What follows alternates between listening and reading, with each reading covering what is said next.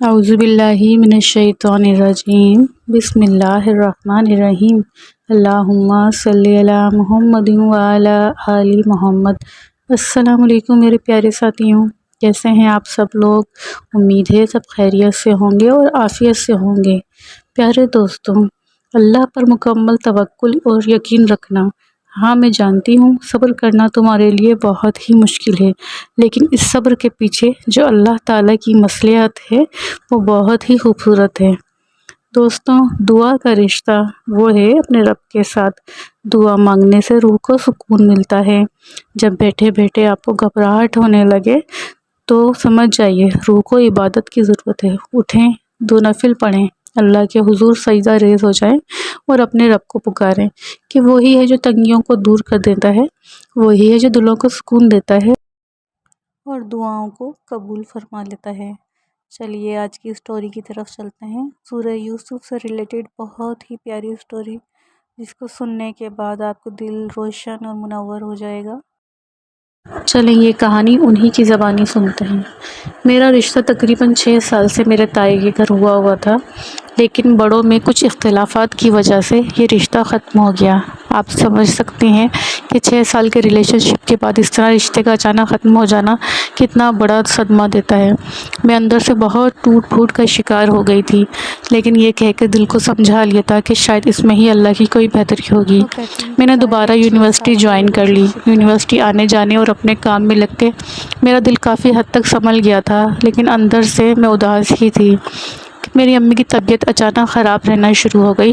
جب ڈاکٹرز کو دکھایا تو پتہ چلا کہ امی کو بریسٹ کینسر ہو گیا ہے۔ یہ سن کے ہمارے پیروں تلے زمین نکل گئی۔ امی کو ڈاکٹر کے پاس لے جانا، میں، میرے والد اور میرا چھوٹا بھائی، ہم بار بار امی کو ڈاکٹرز کے پاس لے کے جا رہے، سارے میڈیکل ٹریٹمنٹ کروا رہے تھے۔ پھر ہمارے کسی جاننے والے نے ہمیں مشورہ دیا کہ آپ ان کو آؤٹ آف سٹی ایک ہاسپٹل ہے وہاں لے جائیں، وہاں بہت اچھی ٹریٹمنٹ ہوگی۔ تو امی کو ہم دوسرے شہر لے کے چلے گئے۔ وہاں ڈاکٹرز نے ان کی رپورٹس دیکھی، ان کو بتایا کہ یہ 1st اسٹیج ہی ہے، لیکن ہم کوشش کرتے ہیں انشاءاللہ سب ٹھیک ہو جائے گا۔ تو وہاں پہ جو ایک نرس تھی وہ بہت ہی پیاری تھی، انہوں نے حجاب کرا ہوا تھا اور انہوں نے امی کو سمجھایا کہ آپ پریشان نہ ہوں، آپ سورہ یوسف روزانہ پڑھیں اور پانی پہ دم کر کے وہ پانی پئیں۔ میں نے اپنے بہت سارے پیشنٹس کو یہ بتایا ہے اور جس نے یہ پڑھا ماشاءاللہ اس کو بہت فائدہ ہوا ہے۔ آپ کسی بھی مشکل یا پریشانی میں سورہ یوسف ریگولر پڑھیں اور دعا مانگیں، انشاءاللہ آپ کی تمام پریشانیاں دور ہو جائیں گی۔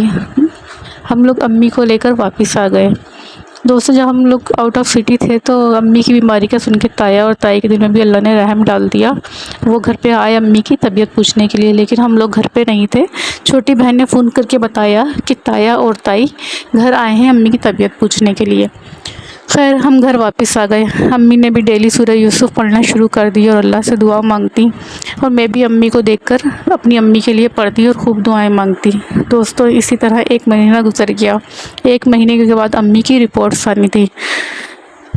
الحمدللہ سورہ یوسف کی برکت سے جب امی کی رپورٹس آئیں تو سب چیزیں ٹھیک تھیں۔ جو 1st اسٹیج کا کینسر تھا وہ بھی کافی حد تک سنبھل چکا تھا۔ تایا تائی بھی ہمارے گھر آنے جانے لگے تھے۔ میں نے بھی سورہ یوسف پڑھ کے اللہ تعالیٰ سے خوب دعائیں مانگتی تھی، اپنی امی کے لیے بھی اور اپنے خود کے لیے بھی۔ اچانک ایک معجزہ ہوا، سورہ یوسف کا معجزہ، کہ میرے تایا تائی نے خود گھر آ کر میرے والدین سے معافی مانگ لی اور انہوں نے کہا کہ ہم یہ رشتہ دوبارہ جوڑنا چاہتے ہیں اور دعائیں خیر کرنا چاہتے ہیں۔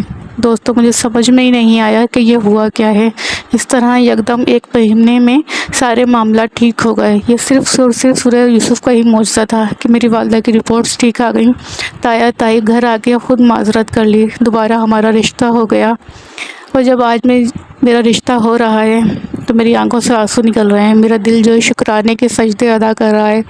دوستوں، زندگی میں جب بھی کوئی مشکل، جب بھی کوئی پریشانی ہو، آپ سورہ یوسف پڑھیں۔ سورہ یوسف ہمیں سکھاتی ہے کہ کس طرح معجزے ہو جایا کرتے ہیں، کس طرح دعائیں سن لی جاتی ہیں، کس طرح بچھڑے ہوئے مل جاتے ہیں۔ مجھے یقین ہے کہ اس کہانی سے آپ کو بہت موٹیویشن ملی ہوگی، اور دوسروں کو بھی بتائیں اور خود بھی عمل کریں۔ اور میرے چینل کو لائک، شیئر اور سبسکرائب ضرور کیا کیجیے۔ دوستوں، اپنی دعا میں یاد رکھیے گا۔ السلام علیکم ورحمۃ اللہ وبرکاتہ۔